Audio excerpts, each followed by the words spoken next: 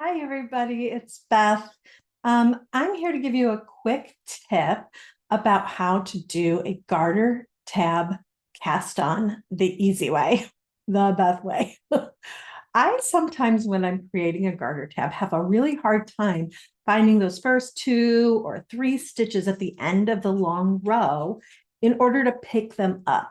That can be really difficult for me. So I started adding little locking stitch markers to those stitches as I'm casting them on so that when I get to the end of the row, they're easy to find. One of the reasons I think that this happens is because I tend to do a long tail cast on. That's just my brain doesn't even think about it. It just goes there right away. And when you're casting on with this method, the tail is as active as the working yarn. They're both, in essence, the working yarn when you are casting on. So it's easy for them to get tightened up as you knit, right? Because they're not really anchored to anything but the following stitch. It's the beginning of that wiggle that happens when you create knitting, that kind of S-shaped back and forth motion that happens. So putting the stitch markers on is a really great way to help anchor things in place and find them at the end when it's time to get to them. I'll also show you my method for picking up stitches. Some people have a hard time manipulating the yarn with their hands to use your just one hand and one needle to pick up stitches. I use both needles when I pick up. I've seen other people do it. It's not like I've invented this process, but I'll show you how I do that. So this is my knitting hack for doing a garter ridge tab. Okay, first things first, I'm going to start with a slip knot. There are lots of methods that you can use. I prefer to use a slip knot for me and for my mobility. It just makes it a lot easier. I know that it's secure, so that's for me a little less fiddly. You can do as you like, but if you are doing a slip knot, keep in mind that that slip knot does count as the first stitch. So my pattern says to cast on 3 stitches. I'm going to use the long tail cast on method. There's my first one. Now I've got 2 and 3. All right, now we're rocking. We've got 3 stitches on the needle.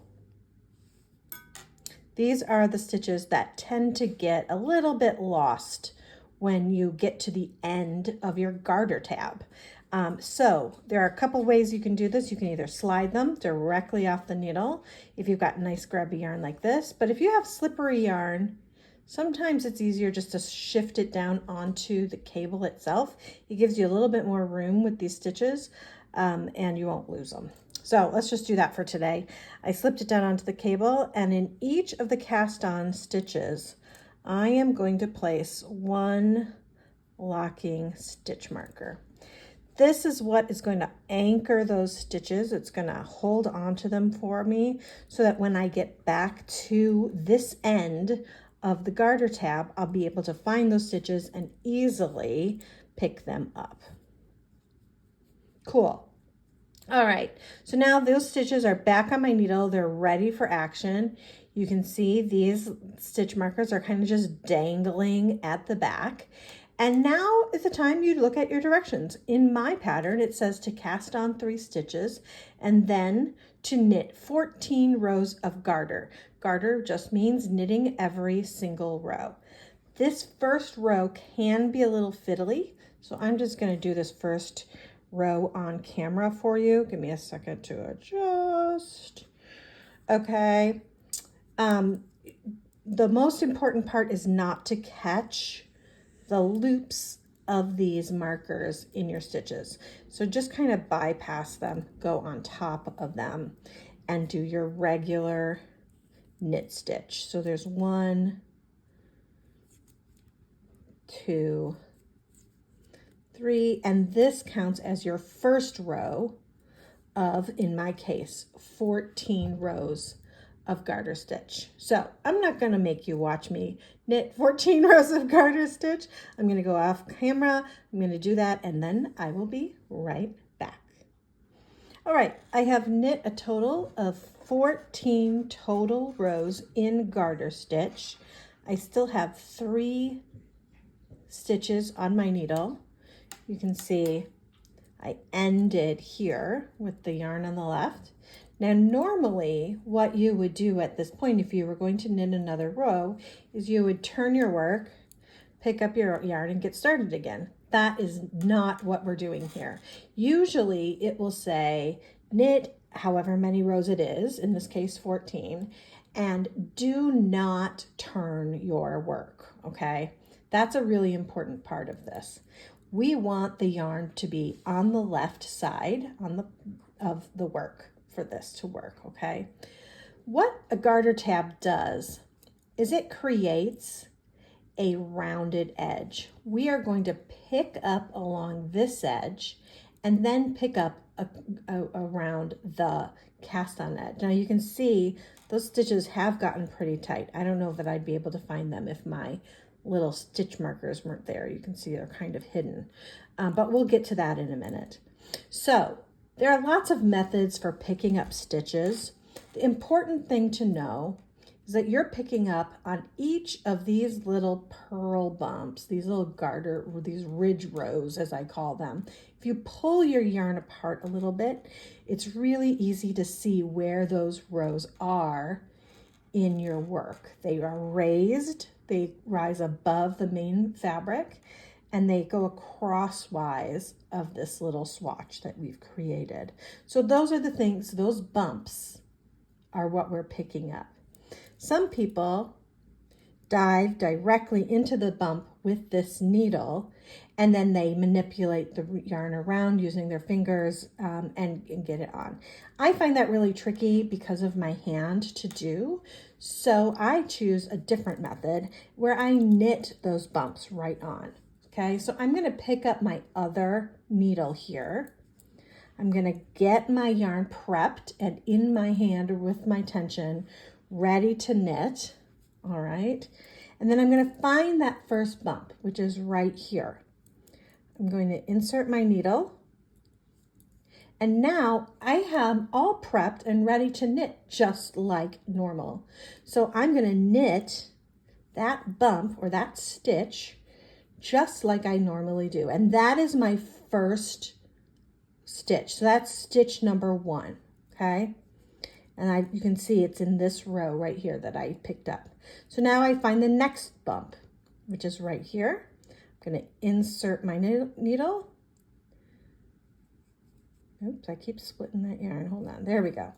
Okay, and then I'm going to knit that stitch. That's number 2. My directions say to pick up and knit 7 stitches across this ridge row. So that's number 2. I'm going to keep going and pull my yarn a little bit, my work a little bit so I can see where's that next bump. Here it is. I'm going to grab it. That's number 3. Okay, the next one. This is number 4.